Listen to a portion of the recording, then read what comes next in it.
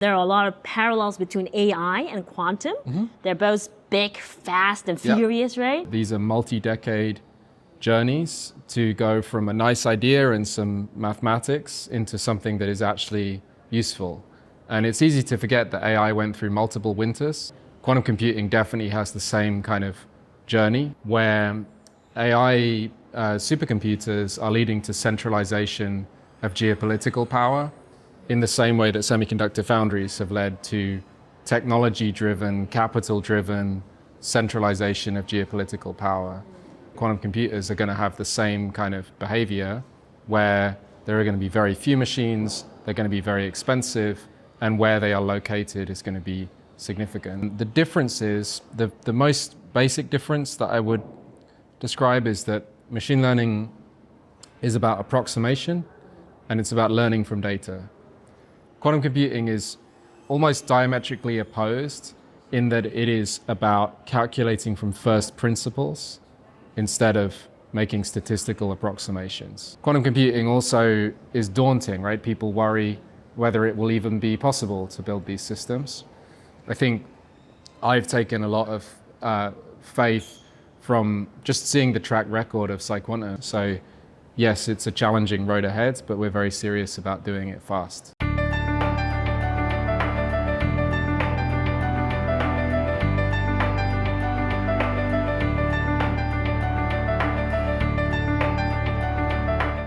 On today's episode, we discuss quantum computing with Pete Shadbolt of PsiQuantum. The company plans to roll out what it calls the first utility-scale, error-corrected quantum computers, which will be built in Brisbane and Chicago.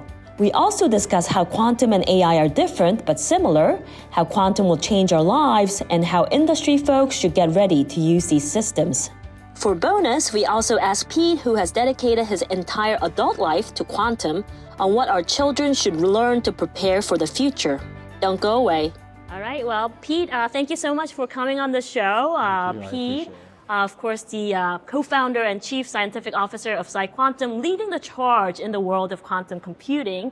And I know you're based in Silicon Valley, but you're here for the MTech conference, which is hosted by MIT Technology Review. So yay, lucky us. So we'll dive into the interview. But before that, I want to also introduce my friend here, Johannes, who is a quantum expert, kind of coming to the rescue here because he's very much well plugged into the ecosystem and is a constituent of the quantum space. So thank you so much for being here. Johannes, before we jump into the interview, do you want to introduce yourself? Yeah, pleasure to be here. It's great to have you here, Pete. Yeah, as you said, I have a background in pharmaceuticals actually, and I worked a long time in pharmaceutical R&D. Came back to academia to find out how we can use quantum computing for drug discovery use cases. And yeah, so this is a very exciting interview for me to meet you. Great, thank you. And Pete, PsiQuantum was founded in 2016. So it's been 8 years for you. And while quantum progress seems to be kind of slow to the rest of the world, you've made a lot of strides in that world. So do you want to unpack a little bit about your journey, of PsiQuantum's journey as well? Yeah, so definitely quantum computing is not get rich quick. It's been a long journey for us and for the whole field. And my CEO, Jeremy, has been in quantum computing for 25 years. And he's not unusual in that that's his entire adult life, my entire adult life. Thousands of people around the world have already spent their entire life trying to realize useful quantum computing. And I think, what is I spoke about this earlier at the conference, what's been really exciting to see is, firstly, that, 10, 15 years ago, it was a huge accomplishment even to get a single qubit working. All of these technologies start off in a physics lab in a university somewhere. And in the last decade, I would say pretty well every approach has gotten to the point where they can make really good qubits. And so we see amazing demonstrations from Google, IBM, and many other teams around the world of small systems of qubits that now are actually quite impressive. So we live in a world where we have teenagers, young kids now.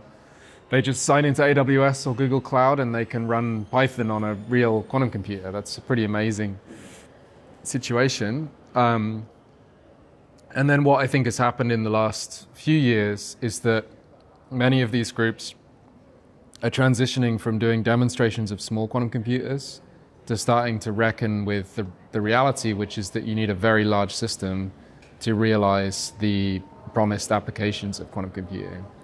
And by very large, I mean about 1 million qubits relative to the maybe 100 that Google has today.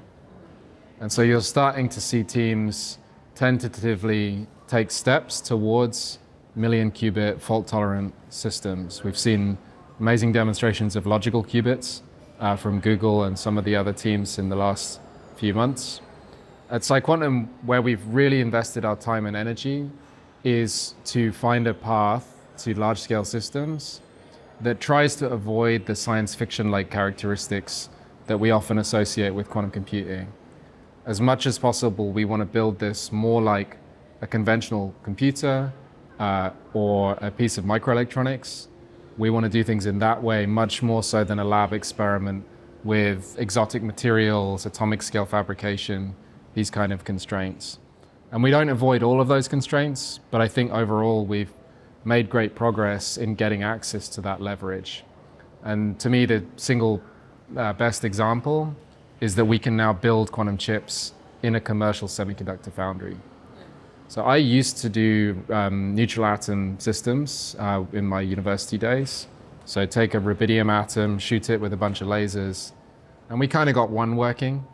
But I think back then, if you'd come to me and said, I need 1 million, that would have been a very, very tall order. And generally speaking, physicists worry about making millions of things. But of course, a semiconductor fab, even 1 billion is not a big number for a semiconductor foundry. And they're used to making millions of chips, thousands of wafers. And so it's pretty exciting to me that we now can make single photon sources, superconducting single photon detectors, qubits, etc., in that manufacturing environment. There's still a lot of work to do to then assemble that into a system and make it all meet the necessary requirements. But yeah, I think the company has been moving at a pretty fast pace.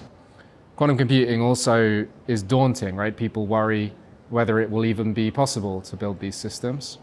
I think I've taken a lot of faith from just seeing the track record of PsiQuantum, having done many things where people doubted that we would be able to achieve these things.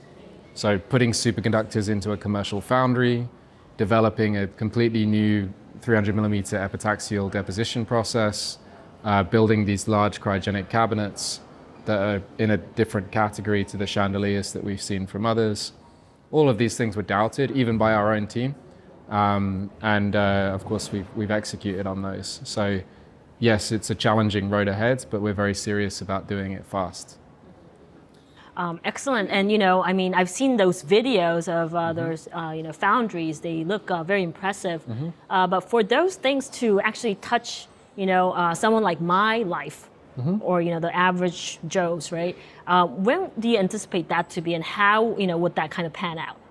Yeah, so I think, there's a very seductive idea, which is making quantum computing democratized. It sounds really good. It looks really good on like a web page. Democratize quantum computing or something like this. We're going to have everyone using the quantum computer. And, personally, I don't really think that's either necessary or realistic. If we think about a semiconductor fab, a fab is alien technology for most people. It is the most opaque, exclusive, non-democratic resource that you can imagine. There are maybe thousands of people in the whole world who will go in a fab. On the other hand, there are hundreds of chips just here that wouldn't exist without that fab. And so it's the second or third order products of the technology that do become democratized and that do end up impacting people's lives. And I think it's more appropriate to see quantum computing that way, that it's not that everyone is going to use quantum computers and every child is going to learn to program quantum computers and so on. We should expect that these are alien machines that are hidden away in some big warehouse somewhere that most people never think about. Hopefully, if we're successful, the drugs, the materials, the fuels, the catalysts that are only discovered by virtue of that capability, those then become widespread and do impact people's lives. And I personally hope that one day somebody uses a catalyst or a semiconductor or whatever in their day-to-day life, and or a fuel, or some vegetables that were grown using a catalyst that was produced in some process. And as they're using this, they never ever think about the quantum computer. I think that would be fantastic. Yeah. And for curious technophiles like myself, I feel like there are a lot of parallels between AI and quantum. They're both big, fast, and furious, right? Yep. So what exactly are the differences between the two? Yeah, so I think there are obvious parallels. Firstly, that these are multi-decade journeys to go from a nice idea and some mathematics into something that is actually useful. And it's easy to forget that AI went through multiple winters. There were periods of time where you wouldn't even admit that you were an AI researcher because it had become so shameful, and there had been so many failed promises. And it's many decades of work to get to the point where we are today.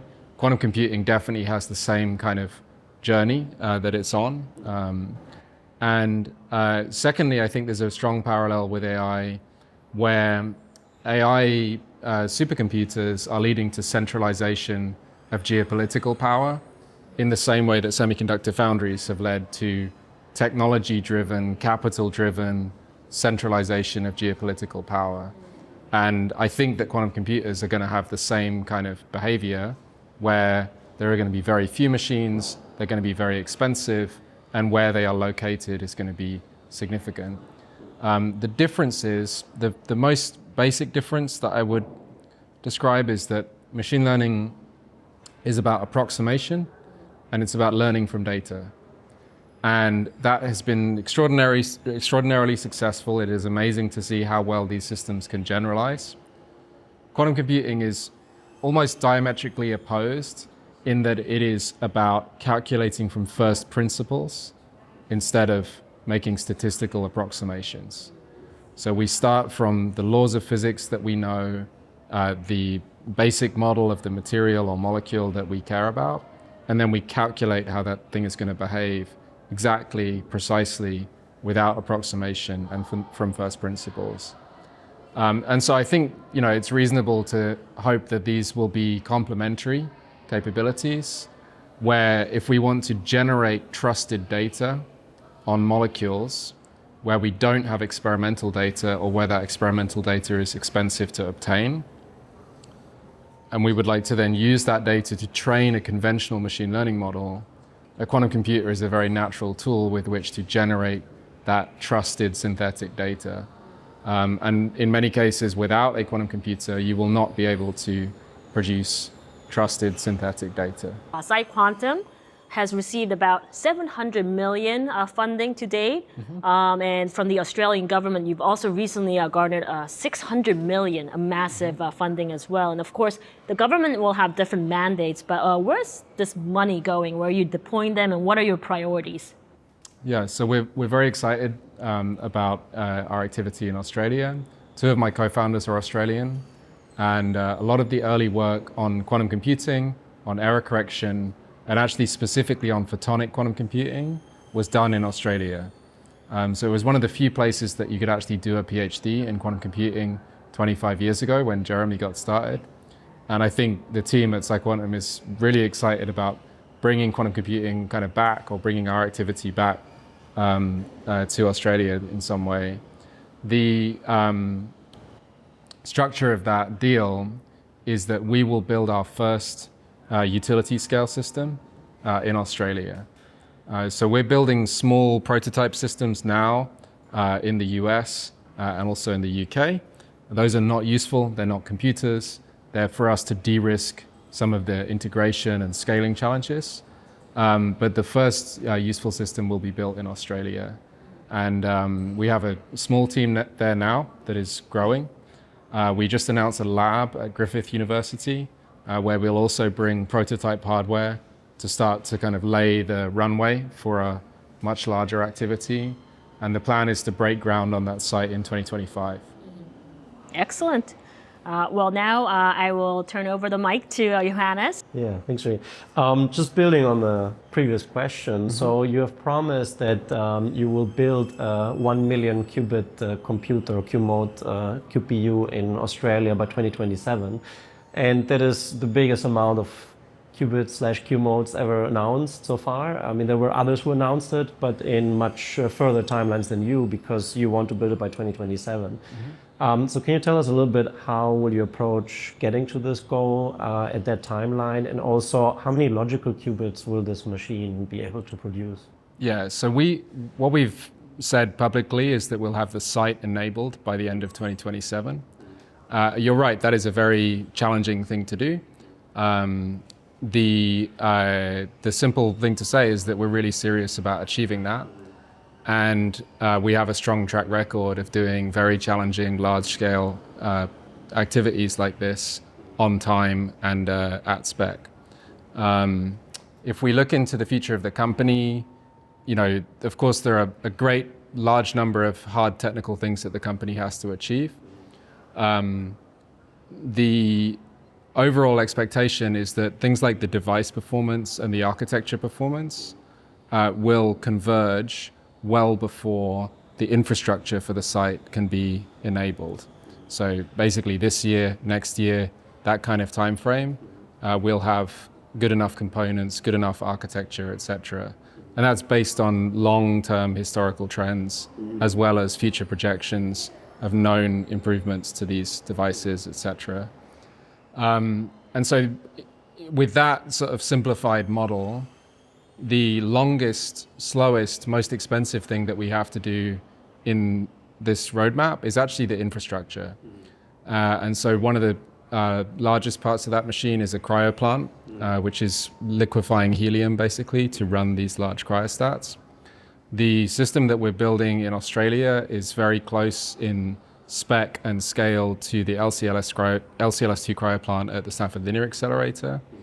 And that took about 3 years to build from shovels going into the ground. So, that's kind of a very simplified view of how we look at our future roadmap. Of course, we have intermediate systems along the path where we'll validate and actually share results from the scaling up of these intermediate systems. But yeah, we're a Silicon Valley startup company. The nature of what we do is to set ourselves extremely aggressive timelines and then work like hell to actually deliver on those timelines. And that is what we've been doing for the last 8 years, and that's what we'll continue to do in the next few years, yeah. Okay, well, we're rooting for you to get to those timelines. Yeah. And unlike other companies, you have not actually released commercially available QPUs or quantum processing units to the public. Other of your competitors have done that. And you can already buy or rent a time at some of your competitors for photonic quantum computers. Yep. You didn't follow that path. Can you expand a bit on why did you follow this path, and if you will release some till your 2027 milestone? Yeah, so I don't know if you're familiar with the variational quantum eigensolver, VQE. So VQE is funny because we don't pursue VQE at all at PsiQuantum. It's not actually a very good algorithm in practice. Yes. But I did the first demonstration of VQE in Bristol 12 years ago with colleagues from Harvard and elsewhere. That has since become basically the hello world for quantum computing. Yes. But we did that on photonic quantum hardware that we had on a lab bench in Bristol. And that chip was made publicly available. You could sign in over an API. You could run code on that system. That was in the academic context, not the company. Since founding the company, we haven't given resources to doing those kind of things. With those kind of demos, you can make press releases, you can publish papers, and you can let customers play around with a system that is pedagogically interesting. But it is actually quite a lot of resources to run those systems. And, generally where we've chosen to operate is just to focus all of our resources into actually solving the engineering problems that are associated with a big system.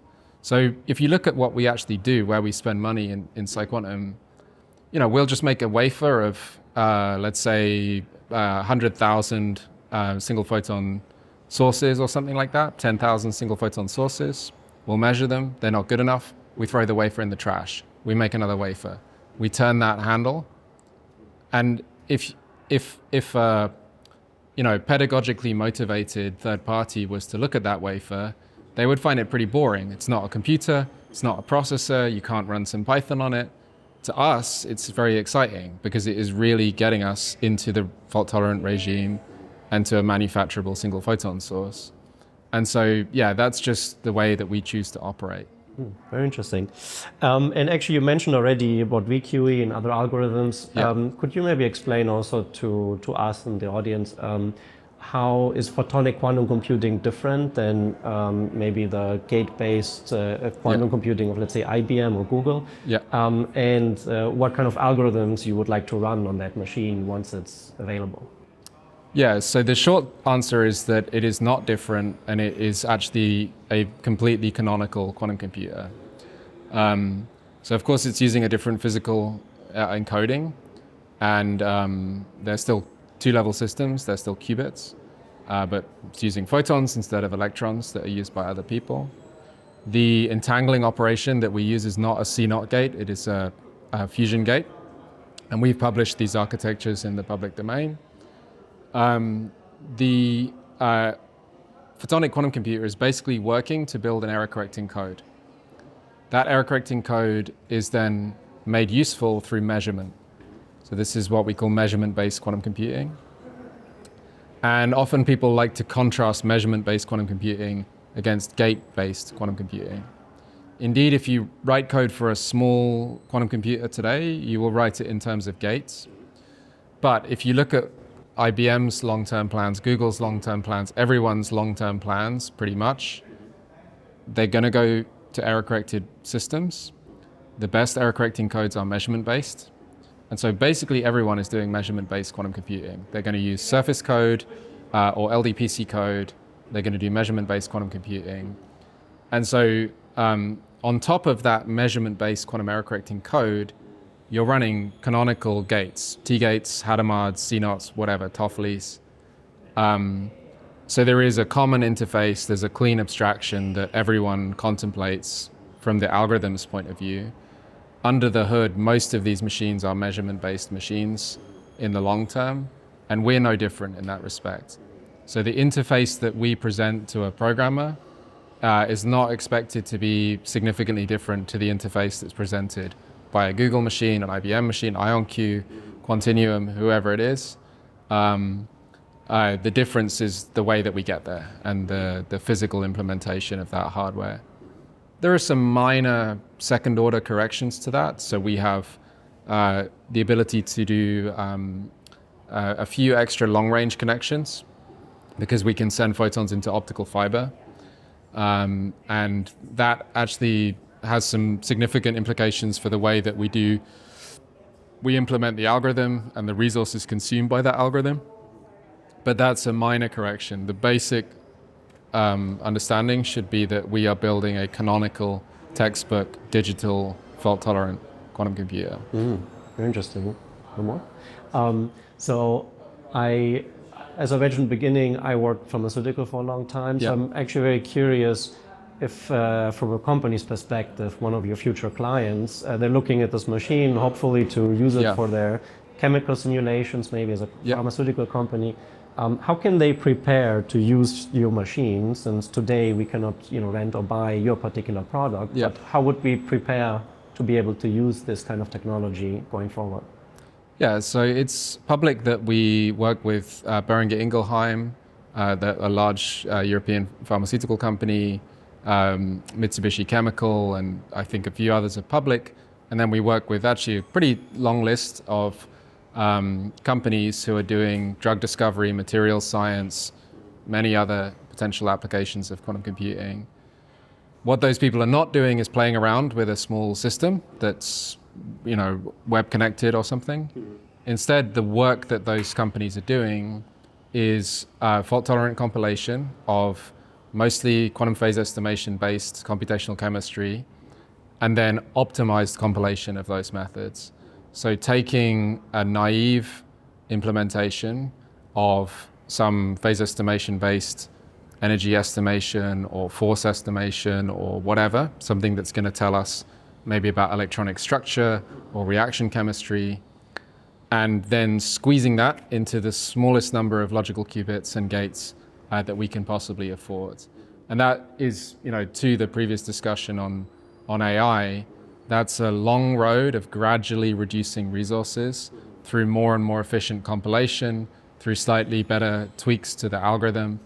And that's been very successful. So we're continuing on an exponential trajectory on those numbers.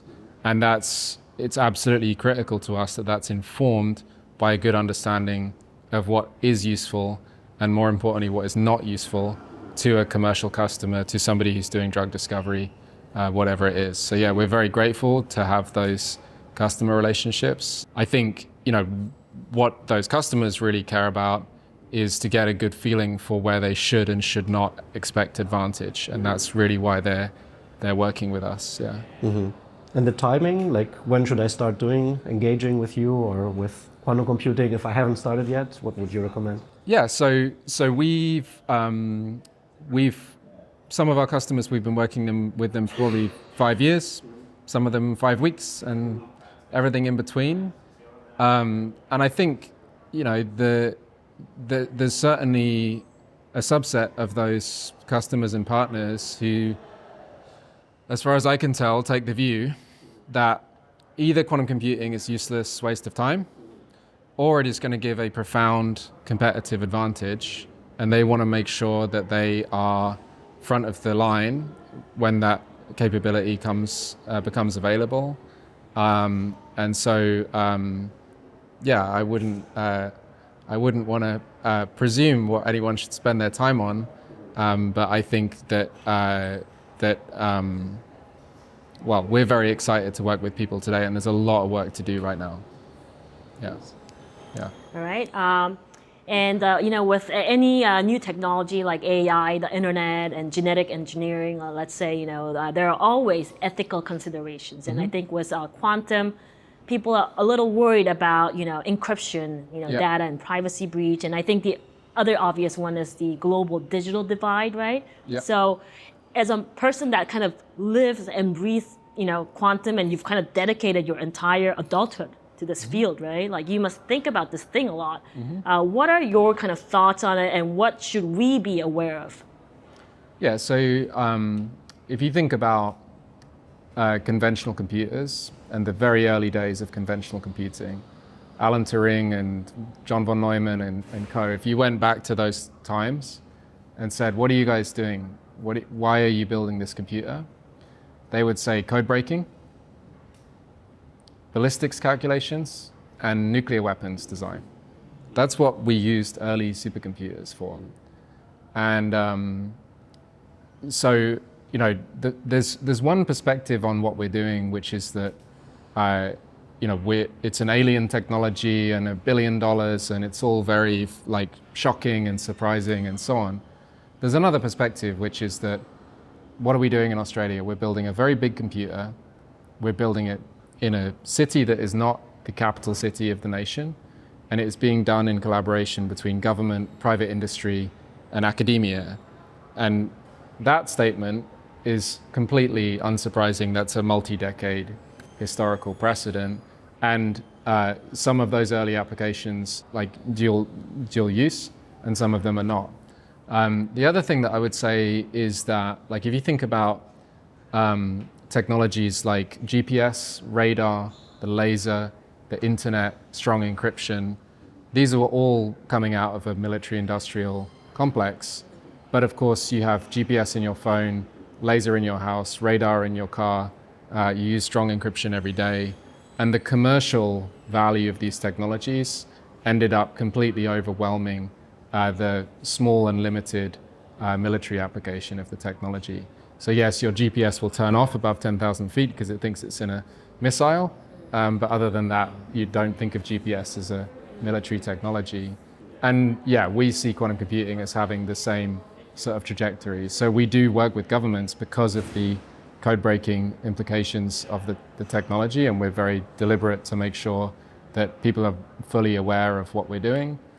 There is good news there, which is that in order to do any kind of serious code breaking, you need a much larger quantum computer than you would need to do commercially valuable chemistry or material science calculations. So there should be like very visible public indication that the technology is working before it becomes cryptographically relevant. I have one last bonus question. Please. So behind you see that little guy, like literally behind you, Scratch?